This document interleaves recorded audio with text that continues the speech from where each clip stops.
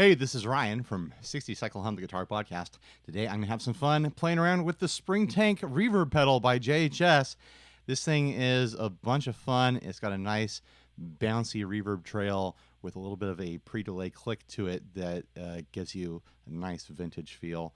I'm a big fan of the extra controls that this thing has compared to other reverb pedals that I've used. It's got a boost knob, which is a bunch of fun because it can put you up above your mix just a little bit, or a lot of it, or bring you under. It's a really useful live playing tool.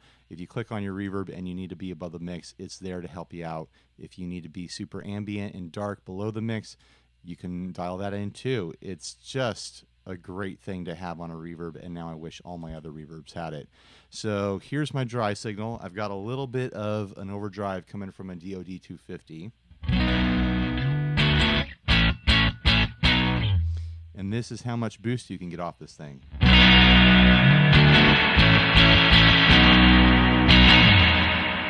It's pretty significant. I think I was just bouncing off the limiter on my recorder here. But you got unity somewhere around there.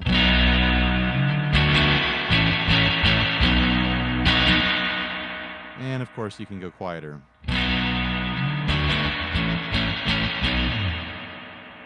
We'll leave it right around there for our purposes. You've got a tone control knob that bleeds off the highs.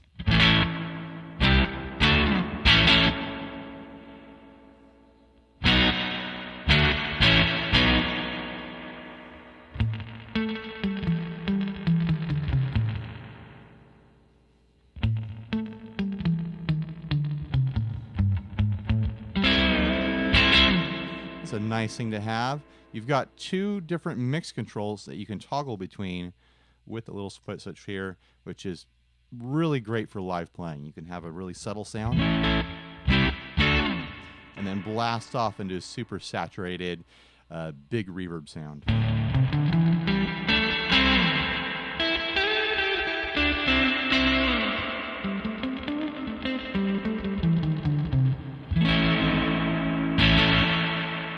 And then, of course, you've got length.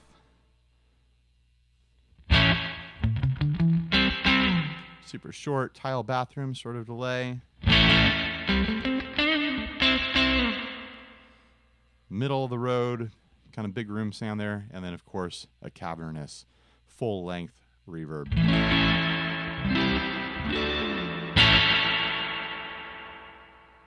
You've got depth. I actually don't know what this is supposed to do.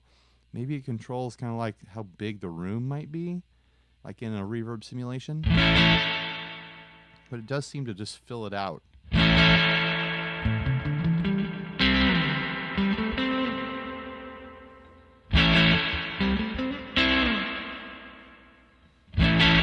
It definitely does something. I just don't know what it's supposed to be doing. So we'll leave it right around there for now. What I really want to talk about is the effects loop right there. I've got this cable I made back when I did the demo of the Walrus Audio Bellwether that splits a TRS into an in and out double-sided quarter incher here. So we're going to plug some stuff in and have a bunch of fun.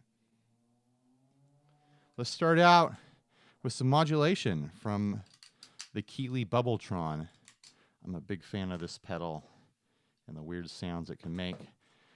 Let's apply them solely to the reverb trail.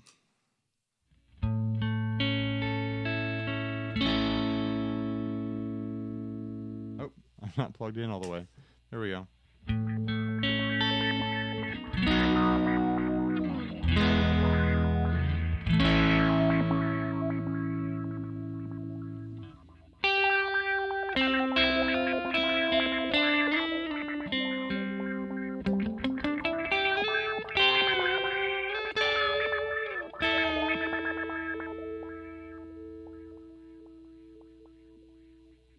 It's a really neat way to introduce some funky noise making into your signal. Let's put the pitchfork in there. Do some pitch modulation on that reverb signal. Let's put it on a high octave. Do like a shimmer sound with it.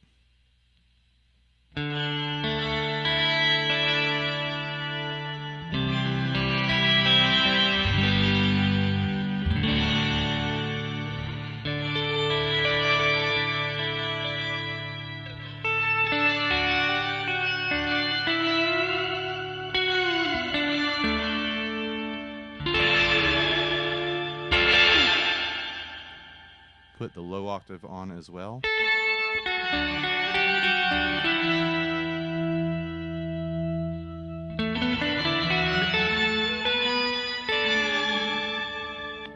Low octave only.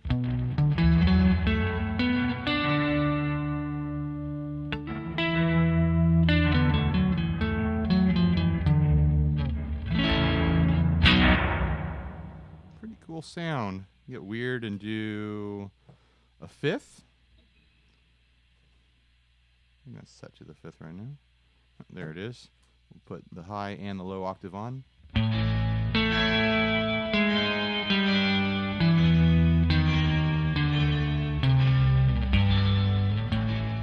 Kind of a medieval sound.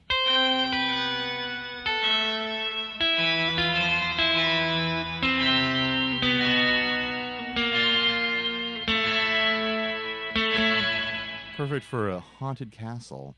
We'll put it on detune for a chorus sound.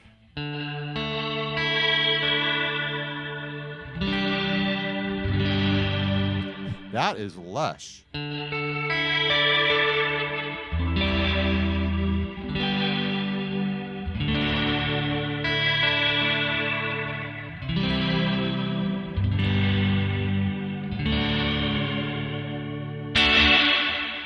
I don't hate that at all. Okay, let's get real frisky here and put a gonculator into the loop. I just got this from Sweetwater's Black Friday deal on these. They were 40 bucks. Fingers crossed. Let's get weird.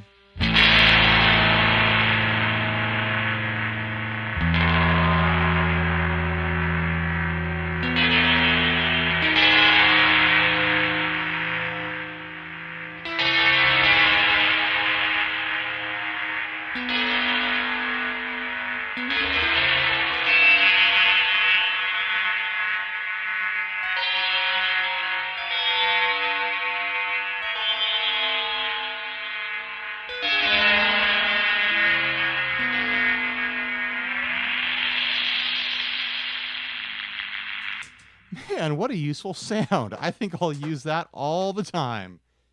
Let's throw another JHS pedal into the mix. We got the crayon here. See what we can do with it.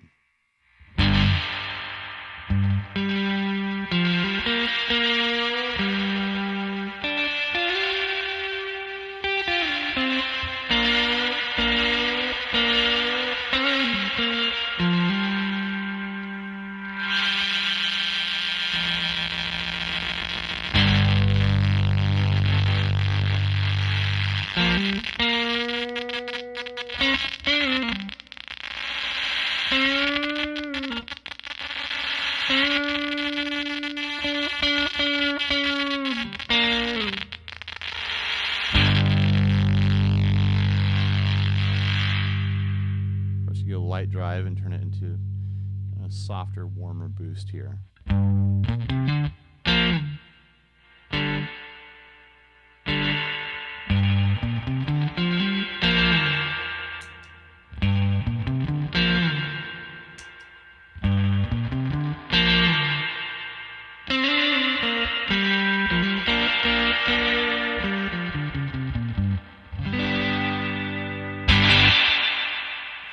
Really crazy, gritty, broken sounds, or a more subtle, like tone shaping boost out of that.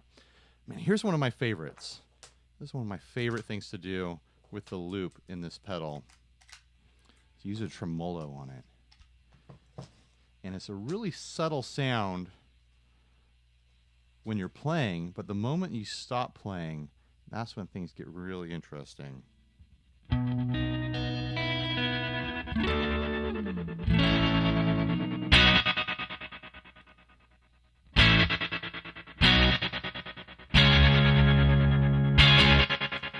The moment you stop, you hear that chopping reverb signal that's just a ton of fun. It's a way to incorporate a classic sound into your mix in a really new way.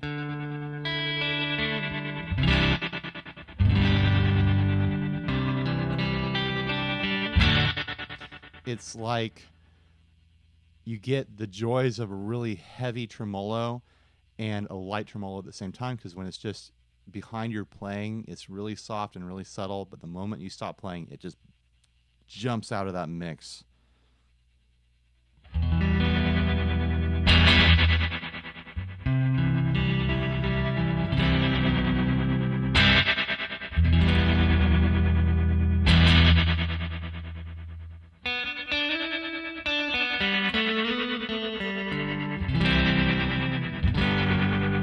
Let's try the harmonic side.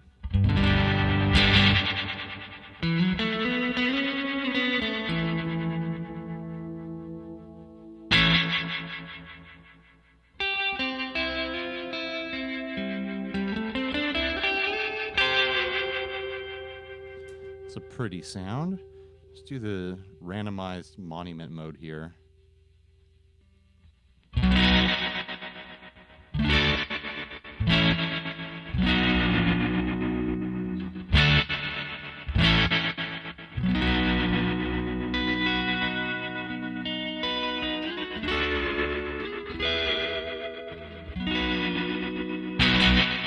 What a fun texture. I'm a big fan of that. How about reverb in reverb? What could go wrong, right? Got the Boss FRV1 here, which is a really nice emulation of a Fender reverb unit. It gives you a pretty drippy reverb. Let's see how it sounds in the more slapbacky Spring Tank.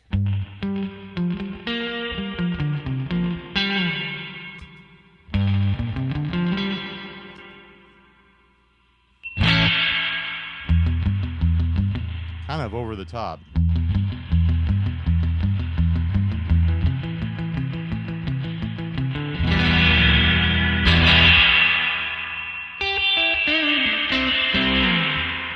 Well, if you want to stack reverbs, that's one way to do it without compromising your dry signal.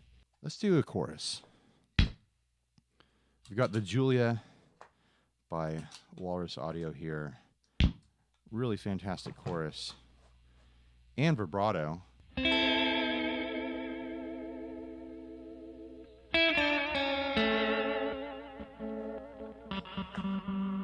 Bad connection in this homemade cable.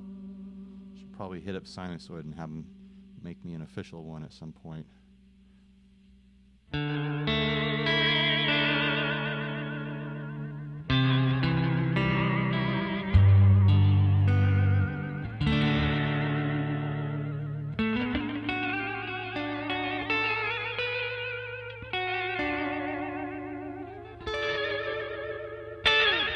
Pretty weird, but totally usable.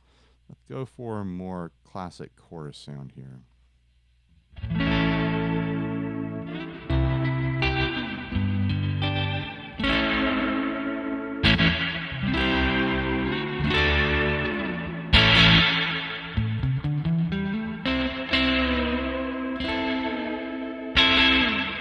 Modulations like chorus and vibrato, the Bubbletron, flanger, phaser, all those are going to sound really nice in the loop of the Spring Tank. It's going to make them lush. It's going to make them fill out behind your playing. I'm just a big fan of using it in this way.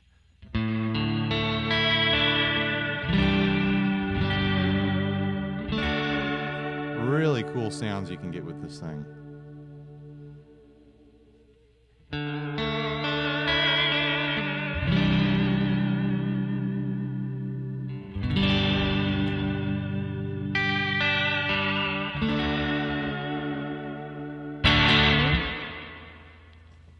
All right, let's get weird as our final one here.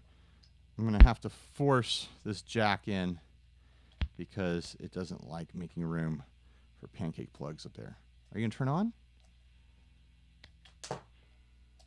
Oh, come on. There we go. We got power. Hopefully I'm not breaking it when I do that.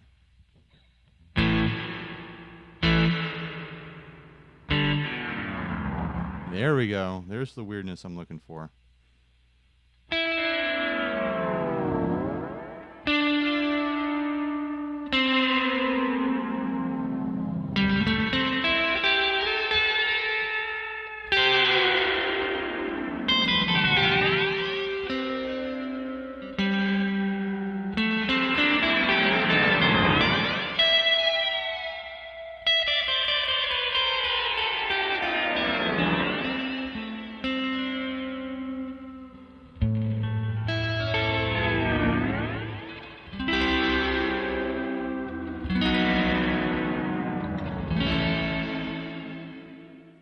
You know what? I'll do one more. I lied. Let's do the flashback 2, because this thing can do some fun stuff. We'll put it on the crystal setting. Why not?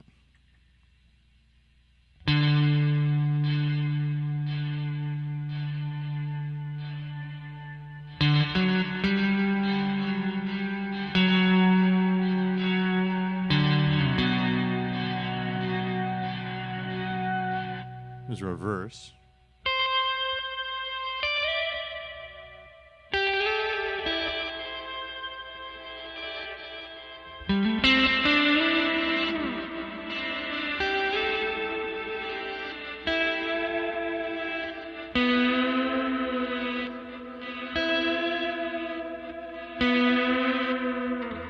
Pretty cool. We'll do the tape delay. A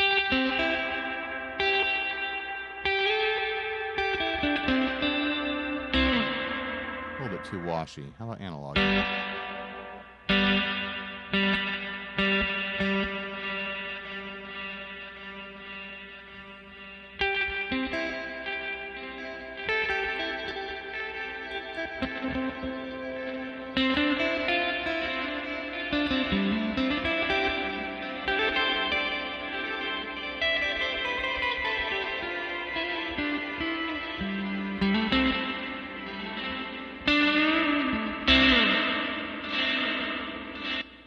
Go back to tape and do some fun stuff with the mash.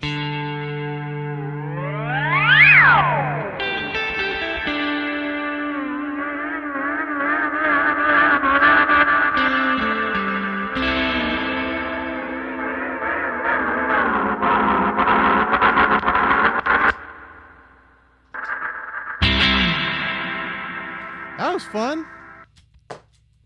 All right. That's it, guys. Thanks for watching.